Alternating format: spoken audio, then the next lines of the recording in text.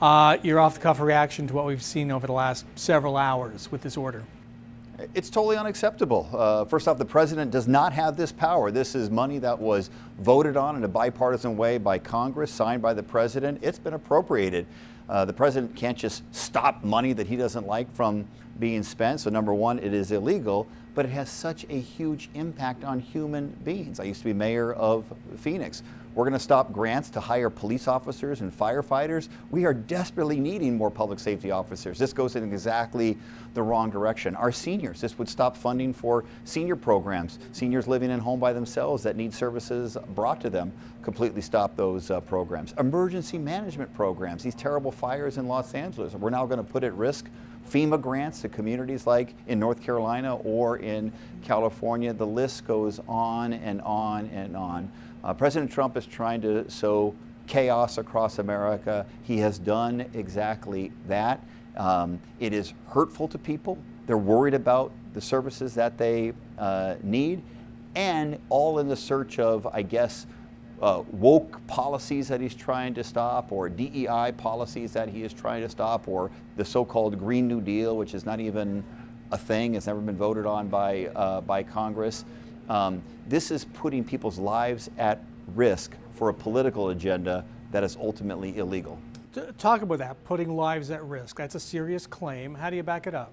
Well, police officers and firefighters, they're in the business of saving lives here in the city of Phoenix and throughout the valley. This puts at risk the city's ability to hire additional firefighters and police officers. People that have been involved in the hurricanes back in the east, or these horrific fires that you saw in Los Angeles, their lives are at risk. The recovery is at risk. So it is not just a serious allegation, it is an accurate allegation. This is not the time to play politics. If the president wants to move in a different direction, come to Congress, let's work on a bill together, let's pass a budget together, and you can get your priorities passed in it. But the money that he's talking about has already been voted in a bipartisan way by Congress, signed by the president. This is money that the president cannot legally just sort of say, I don't like it and I'm going to stop it. That is not how democracy works in the United States of America. And so what's the way to respond to this? Well, number one, get the word out so the American people are aware of the threat to our democratic systems by a president who doesn't want Congress to have a say in how money is spent. He just thinks he gets to decide on all of it. He gets to decide willy-nilly what grants get provided and which ones get withheld. That's not how democracy works. And of course, we need to litigate. We need to go to court as quickly as possible. Associations representing nonprofits that would benefit, community organizations, cities that would benefit, state attorney generals around the country are going to bound together and say this is unacceptable. So this will get to the court system pretty quickly. But instead of trying to change the way our democratic systems work, the president should work within that. Come to Congress and say, you won the race, you won the presidency. Come to Congress and see if we can work on a bipartisan agreement about how we appropriate the dollars, the federal dollars, and let's try to work on a deal together, as opposed to after the fact, after it's already passed, trying to stop grant money from getting to necessary homeless people. By the way, people experiencing homelessness are going to be hurt by this program as well. You made the point I was going to make. Arizona voted for Donald Trump. The nation voted for Donald Trump. There are many people seeing this happening right now and saying, yes, that's exactly what I wanted. I think I know your argument. What would you say to them? Arizona did vote for the president, and so the president gets the powers of the presidency, but he doesn't get to usurp all of the power. We did not vote for an authoritarian leader. I do not want the United States of America to go the way of Hungary, to be more of an authoritarian government. We still need to fight to protect our basic democracy. And how the purse strings are spent is done by the president working with Congress to pass a budget. That's already happened. He's trying to stop the democratic process that's already occurred from happening. So just because he got voted president, he was not voted king. A lot of his voters think he was.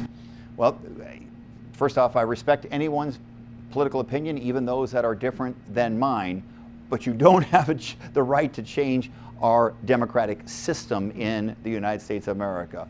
Congress's Article 1 We are a very divided Congress. When we come together and work in a bipartisan way to pass a budget and the president signs that budget, you have to respect that. And we signed a budget that included those monies to hire more police officers and firefighters and support our community health centers and support people experiencing homelessness to get them off the streets. And all of that is at risk because of this illegal and not particularly well thought out emergency order, executive order by the president. So it's been about 12 hours, I think, since this order was made public. What I hear in talking to folks is, and I think you too, there's still a lot of ambiguity. For example, just recently, the state said they can't get access to the Medicaid portal. Trump's White House says, hang on, we're working on that. Do you know what's happening with the Medicaid program? Does anybody?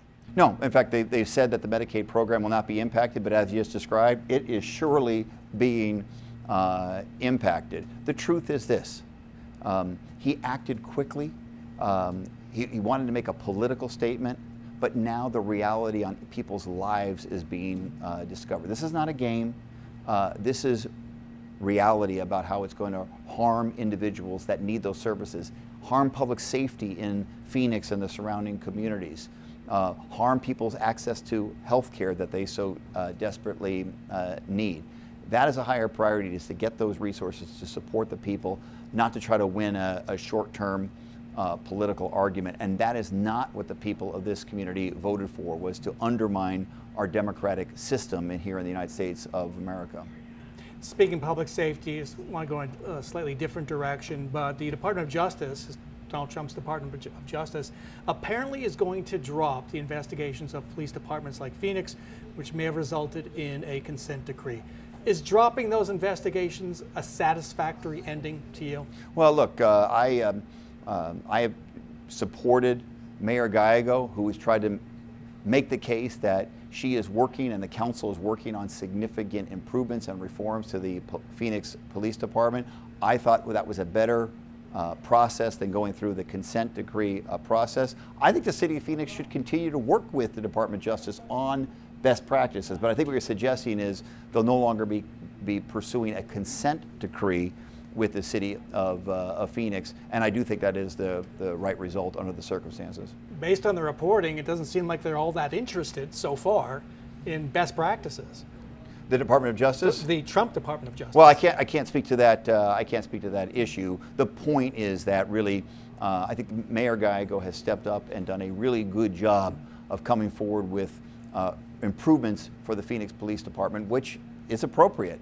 But the consent decree was not the right way to go about that, and that's why I stood firmly with Mayor Gallego. I think she was providing good leadership at the city on this most important issue.